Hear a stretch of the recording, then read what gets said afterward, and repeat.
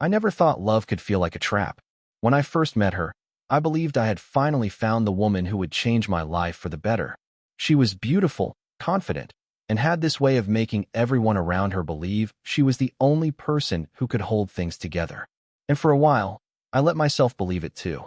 She told me often, sometimes like a joke, sometimes like a warning, that I couldn't survive without her. At first, I laughed it off. But slowly, those words started to sink in, like a seed planted in the back of my mind, growing roots every time she repeated them. You see, when you're with someone who constantly reminds you that you're nothing without them, you start to believe it. She made herself the center of my world, controlling the rhythm of my days, the tone of my nights, even the choices I thought were mine to make. And the scariest part? I didn't notice how deep I'd fallen until it was too late. There were moments when I questioned it. Those quiet times when I'd look at myself in the mirror and barely recognize the person staring back. I wasn't the same man I used to be. I had dreams once, ambitions, a sense of independence. But in her shadow, all of that faded. She had a way of convincing me that every success I achieved was thanks to her, and every mistake I made was entirely my fault. And no matter how much I tried to push back, she always reminded me of that one sentence. You can't survive without me. I tried to believe she meant it out of love, that maybe it was her way of saying we were better together. But deep down, it felt more like a chain than a promise. A chain that kept tightening, little by little, until I couldn't tell if I was in love or in prison. But here's where the story takes a turn I never expected. Because the person who ended up breaking that chain wasn't me. It wasn't a sudden act of courage or some grand decision to leave. No, it was her sister.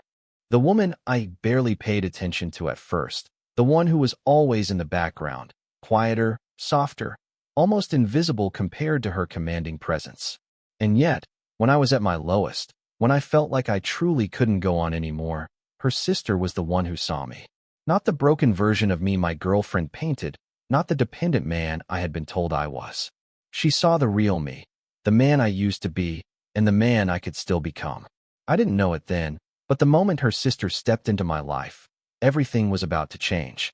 My world, my choices, my freedom, and my heart. But of course, change doesn't come without a cost. And what happened next? Well, that's where things get complicated. Very complicated. Because when you fall for someone you're not supposed to, you better be ready for the storm that follows. When I think back to how it all started, it feels almost unreal. The woman I was with, let's call her Emily, came into my life like a storm. She was bold, magnetic, the kind of person who could walk into a room and instantly draw every eye. I was just an ordinary guy, working a decent job, living quietly, nothing too dramatic. So when someone like Emily noticed me, it felt like a miracle. She told me I was different, that I had potential, that I just needed someone like her to push me further. I guess that's how she pulled me in, by convincing me she was both my biggest supporter and the only person who truly understood me. In the beginning, I wanted to believe it. She planned our dates, chose where we'd go, what we'd eat, even how I dressed sometimes. It seemed playful at first, even flattering, like she cared enough to take charge. But little by little, I realized it wasn't about caring, it was about control. If I disagreed with her, she'd twist the argument until I felt guilty. If I wanted to spend time with friends, she'd remind me how much she sacrificed for me and how ungrateful I was being. And if I ever dared to talk about leaving, that's when she'd look me in the eye and say, almost calmly, you can't survive without me. Don't forget that. The scary thing is, I started to believe her. Every time she said it, I felt weaker. My confidence slipped away, replaced with this constant fear of losing her, like I'd fall apart if she wasn't there. She became my air, my ground, my everything. But deep down, I knew something wasn't right.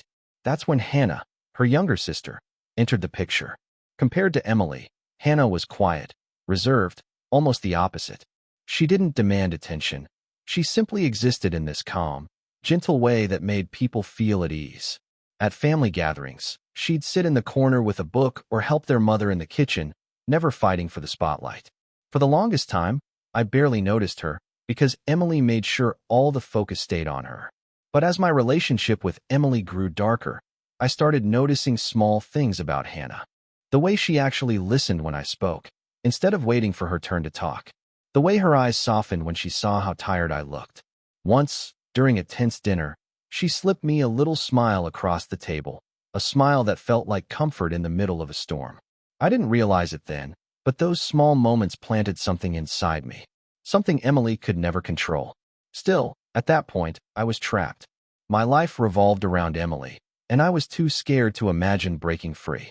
But the cracks were starting to show. And Hannah, she noticed them more than anyone else. What I didn't know was that she wouldn't just notice. She would eventually step in.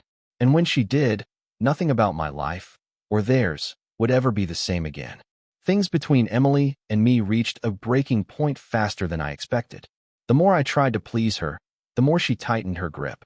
Every decision I made was questioned. Every word I spoke was twisted. I felt like I was walking on glass, terrified of the moment she would explode. And yet I stayed, because in the back of my mind, I still heard her voice. You can't survive without me. But cracks were forming in the mask I wore. At work, I couldn't focus. Around friends, I laughed less. Even my family noticed how drained I looked. I brushed it off, but inside, I was slipping further away from myself. And the worst part? Emily seemed to enjoy it. She loved reminding me how lost I'd be without her, like it was her favorite game. Then came Hannah. Somehow, she always knew when I needed a lifeline. A small text checking in. A quick question like, "Are you okay?" asked in a way that didn't feel casual. It felt genuine. She wasn't loud about it, and she didn't try to fix me. She just saw me. And the more she did, the more I couldn't ignore the difference between the two sisters. One night, after an argument that left me shaking, I stepped outside to breathe. Emily had slammed the door behind me, her voice still ringing in my ears. I sat on the porch, staring at the ground, when I heard the creak of another door. Hannah. She didn't say much, just sat next to me, offering quiet company. But then she whispered something I'll never forget. "You're stronger than she lets you believe." Those words hit me harder than anything Emily had ever said. Stronger? Me? I didn't know whether to laugh or cry. That night planted a seed of doubt. About Emily, about myself, about everything I thought was unshakable. And once that doubt started growing, I couldn't stop it. I began to wonder, what if Emily was wrong? What if I really could survive without her? But wondering and acting are two very different things. And as I stood on the edge of that thought, Emily was watching me more closely than ever. The storm was coming. I just didn't know which sister would pull me into it first. It was only a matter of time before Emily sensed the shift in me. She could always tell when I wasn't completely under her control. Maybe it was the way I hesitated before answering her, or how my eyes no longer stayed locked on hers when she lectured me. Maybe it was the fact that I had started smiling again, small, fleeting smiles that only appeared when Hannah was around. Emily didn't miss it. She never missed anything. One evening, she cornered me in the kitchen. Her voice was calm, but her eyes burned with suspicion. "You've changed," she said, tilting her head like a predator sizing up its prey. "Who's been putting these ideas in your head?" I froze, my heart pounding. I wanted to deny it, to brush it off, but my silence said more than words ever could. And in that silence, I saw something terrifying flicker across her face. Not just anger, but fear. Fear that I was slipping away from her. After that night, Emily became unpredictable. One moment she'd cling to me, apologizing, showering me with affection I hadn't felt in months. The next, she'd explode over the smallest thing, accusing me of not appreciating her, of being ungrateful. It was like living in a house where the floorboards could give way at any second. And all the while, Hannah's presence grew stronger in my life. She didn't force it. She never did. She was just there, quietly steady, offering me pieces of myself I thought I'd lost. A kind word, a gentle laugh, the reminder that I wasn't as weak as Emily made me feel. And the more I leaned into that comfort, the more dangerous it became. Because Emily started watching us. I could feel her eyes on us at family dinners, her gaze sharp and heavy whenever Hannah and I accidentally shared a smile or exchanged a glance that lasted a beat too long. Hannah noticed it too, but she never pulled away. If anything, she seemed even braver, like she knew the risk but refused to let me face it alone. Then came the night everything nearly unraveled. Emily had planned a dinner at her place, insisting we all sit together like one big happy family. The air was thick, charged with unspoken tension. Every word felt like a test, every laugh forced. And then, out of nowhere, Emily raised her glass and said, to love that never dies, no matter what tries to tear it apart. Her eyes locked on me, and then, slowly, slid to Hannah. The table went silent. My stomach twisted. Hannah's hand trembled slightly as she set down her fork, and I knew in that moment that Emily had figured it out, or at least suspected enough to make her dangerous. I excused myself, my chest tightening as I stepped into the hallway. My pulse was racing, my mind screaming. Emily's words weren't a toast. They were a warning, and I had no idea what she was planning next. I thought Emily's suspicion was the worst it could get, but I was wrong. A few nights after that tense dinner, I got a message from Hannah. Just 5 words. We need to talk. Now. My chest tightened as I rushed to meet her, afraid of what she might say. When I arrived, she looked pale, her hands shaking as she clutched her phone. Without a word, she showed me the screen.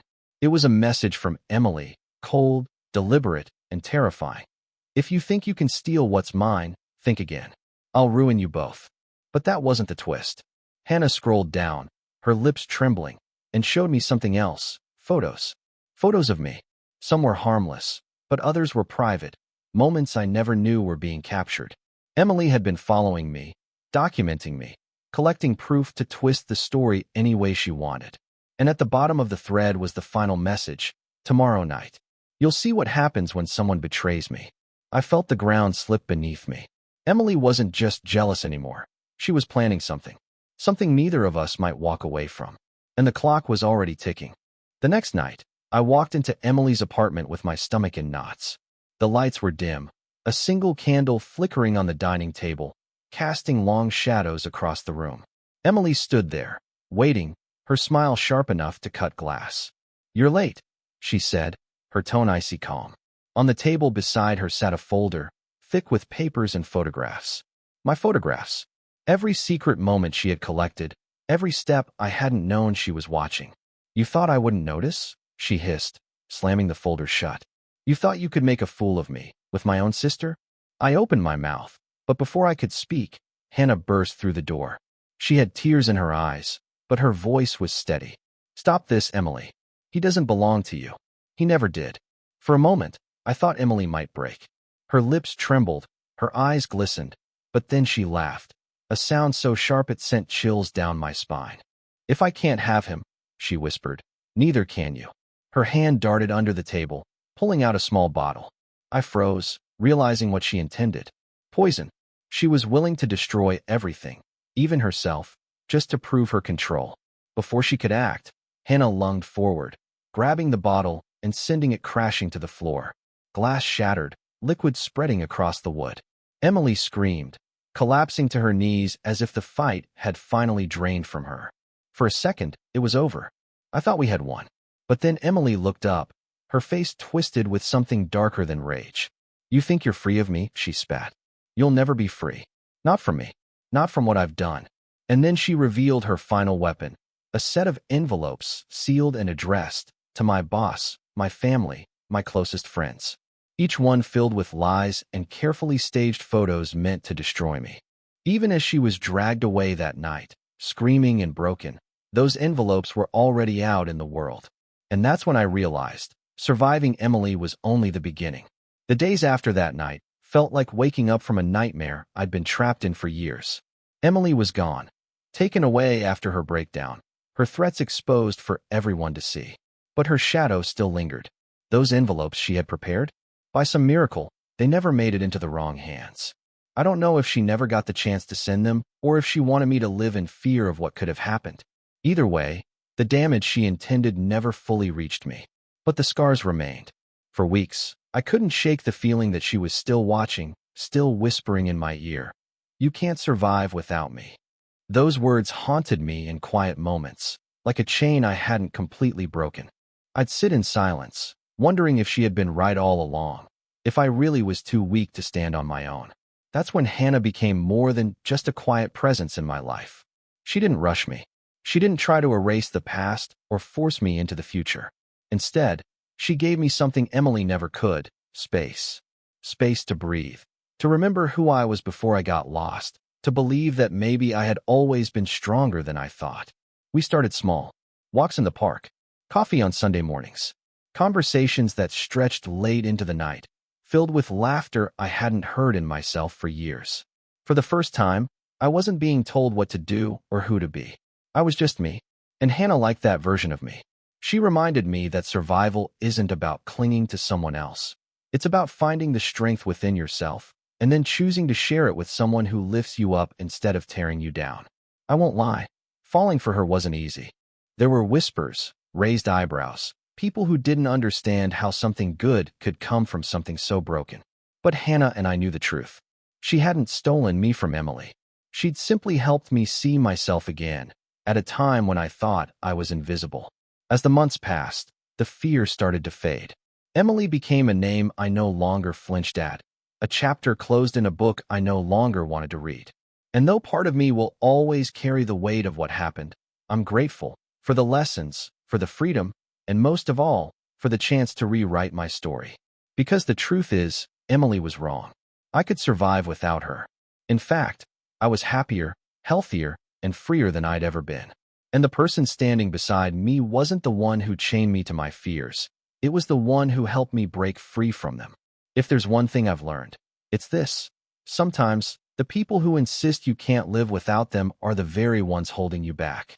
And sometimes, the person who believes in your strength, quietly, patiently, without demanding anything in return, is the one who helps you finally see it for yourself. And that's the kind of love worth surviving for.